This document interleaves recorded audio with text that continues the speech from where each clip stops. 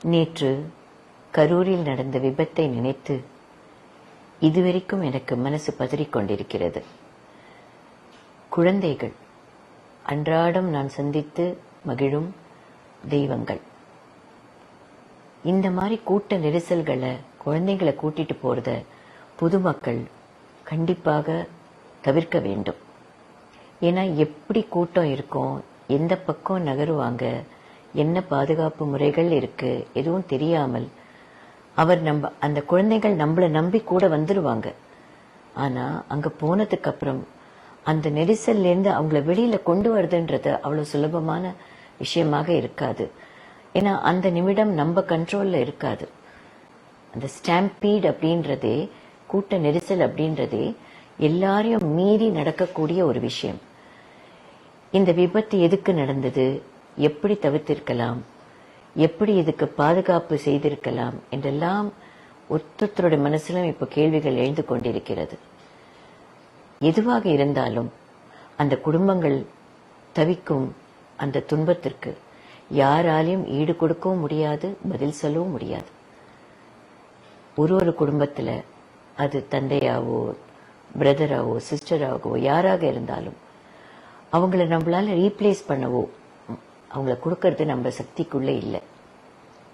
இப்படிப்பட்ட விபத்துகள் பொதுமக்கள் எல்லாம் கொஞ்சம் விழிப்புணர்வோட நாம எல்லாம் நடந்துக்கணும்.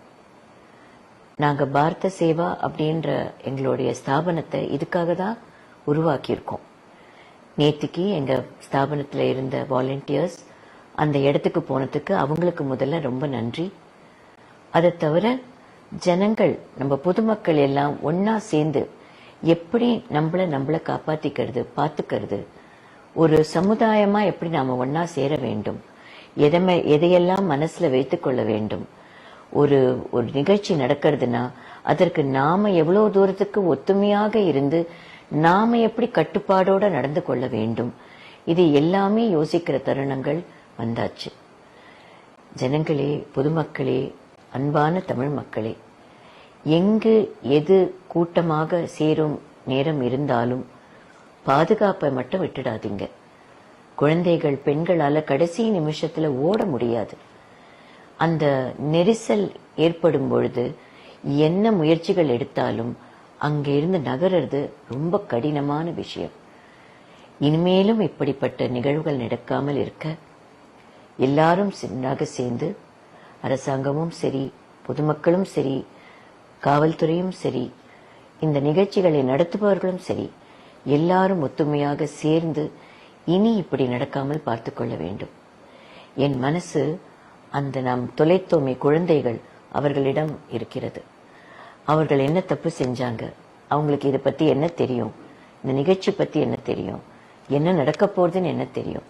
அவங்க கூப்பிட்டுட்டு போன அந்த சந்தோஷத்தோட மகிழ்ச்சியோட அங்க வந்திருப்பாங்க.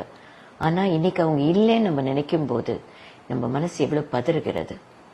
அந்த குழந்தைகளுக்காகவும் உயிர் நீத்த அத்தனை பேருக்கும், அந்த குடும்பத்தாருக்கும் என் ஆழ்ந்த அனுதாபங்கள்.